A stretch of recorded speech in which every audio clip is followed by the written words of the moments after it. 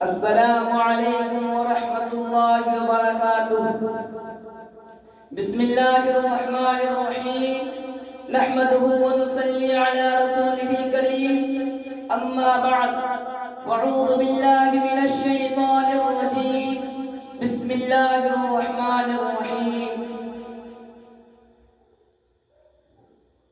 وعلم آدم الأسماء كلها ثم عرضهم على الملائكة فقال أنبئوني بأسماء هؤلاء إن كنتم صادقين۔ وقال النبي صلى الله عليه وسلم خيركم من تعلم القرآن وعلمه۔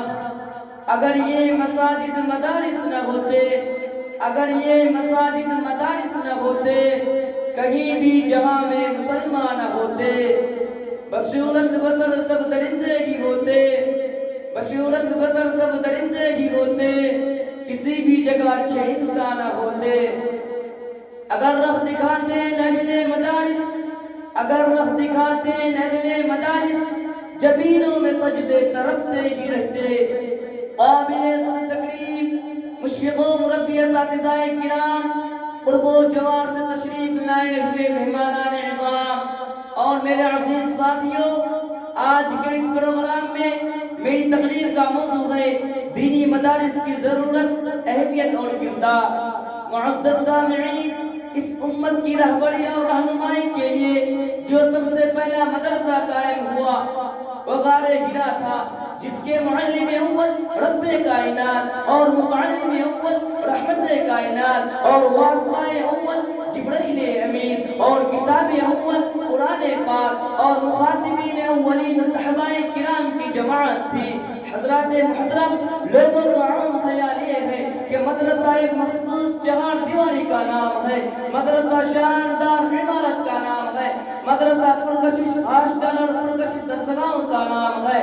اسی لیے وہ سمجھ بیٹھے ہیں کہ مدرسہ کی عمارت گرا دی جائے تو مدرسہ ختم ہو جائے گا، لیکن میں اس خیال کی پرزور تردید کرتا ہوں۔ مدرسہ سنگوریت کے ڈھیر کا نام نہیں، مدرسہ مسجن اور مکیف کمروں کا نام نہیں۔ اگر ایسا ہوتا تو ہم دیوبند میں، اگر ایسا ہوتا تو ہم اس سادے سے چبوترے کو مدرسہ نہ کہہ سکتے، جہاں بیٹھ کر تعلیم حاصل کرنے والوں کو اصحاب صفہ کے نام سے جانا جاتا ہے۔ اگر ایسا ہوتا تو ہم دیوبند میں واقع انار کے درخت کے نیچے کی جگہ کو مدرسہ نہ کہہ سکتے۔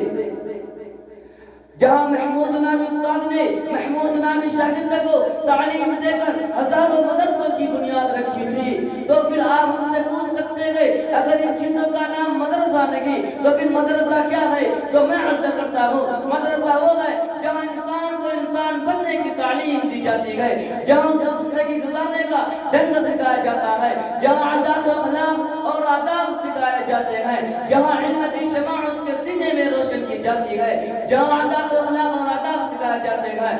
آج اگر ہم مسجد میں چٹائی پر بیٹھ کر اشاعت دین کی بات کرتے ہیں تو یہ دینی مدارس کا کردار ہے۔ آج اگر خانقاہوں میں اللہ اللہ کا نعرہ بلند ہے تو یہ دینی مدارس کا کردار ہے۔ آج اگر دنیا کے کونے کونے میں دینی جماعتیں پہنچی ہوئی ہیں تو یہ دینی مدارس کا کردار ہے۔ اور ایک بات روشن کی طرح آیا ہے، اگر یہ دینی مدارس نہ ہوتے تو نکاح پڑھانے والا کوئی نہ ہوتا، جنازہ پڑھانے والا کوئی نہ ہوتا، والدین کے حقوق بتانے والا کوئی نہ ہوتا۔ حقیقت یہ ہے اگر یہ دینی مدارس نہ ہوتے تو کہیں ٹوپی اور داڑھی والا نظر نہ آتا۔ علامہ اقبال رحمۃ اللہ علیہ کی کیسی دور اندیشی تھی، فرماتے تھے ان مدرسوں اور مکتبوں کو اسی حالت میں رہنے دو، اگر یہ مولوی اور مدارس نہ ہوتے تو جانتے ہو کیا ہوگا، جو کچھ ہوگا انہیں میں اپنی آنکھوں سے دیکھ آیا ہوں۔ اگر مسلمان ان مدرسوں کے اثر سے محروم ہو گئے تو بالکل اسی طرح ہوگا جس طرح اندلس میں ہوا۔ وہاں آج پرانے کھنڈرات کے سوا اسلامی تہذیب کا کوئی نشان نہیں ملتا۔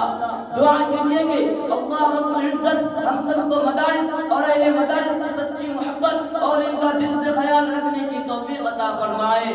ہمیں تو گھر سے کیا مطلب مدرسہ ہے وطن اپنا، ہمیں گھر سے کیا مطلب مدرسہ ہے وطن اپنا، مریں گے ہم کتابوں پر ورق ہوگا کفن اپنا۔ وآخر دعوانا الحمدللہ۔